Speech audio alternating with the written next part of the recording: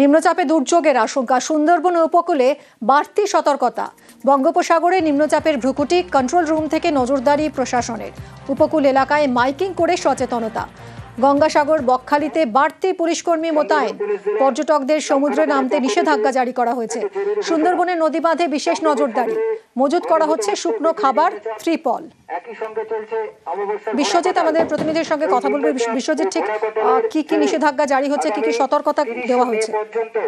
হ্যাঁ দেখো, সতর্কতা বলতে এই ধরনের দুর্যোগপূর্ণ আবহাওয়া হলে কিন্তু প্রশাসনের প্রথম লক্ষ্য থাকে যে মানুষকে সচেতন করা, অর্থাৎ উপকূলীয় যে এলাকা, যারা নিচু এলাকায় বসবাস করেন তাদেরকে কিন্তু সচেতন করা। সেইভাবে কিন্তু এই মুহূর্তে নামখানা এবং ফ্রেজারগঞ্জ এবং গঙ্গাসাগর কোস্টাল থানা, বিভিন্ন যে থানাগুলি রয়েছে, কোস্টাল উপকূল থানা, তাদের পক্ষ থেকে কিন্তু মানুষজনকে সচেতন করা হচ্ছে, মাইকিং করা হচ্ছে।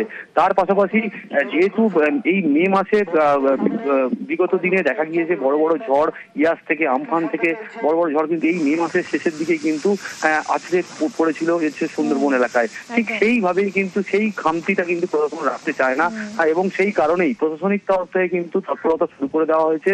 শুকনো খাবার থেকে পানীয় জল মজুত করা হয়েছে। কাকদ্বীপ এসডি অফিসে কিন্তু একটি কন্ট্রোল রুম খোলা রয়েছে। ধন্যবাদ। দীঘা উপকূলেও সচেতনতা। মন্দারমণি, দীঘায় মাইকিং প্রশাসনের। বঙ্গোপসাগরে ঘনীভূত হয়েছে নিম্নচাপ, তাই সমুদ্রে নামতে নিষেধাজ্ঞা পর্যটকদের। উপকূলে কড়া নজরদারি প্রশাসনের।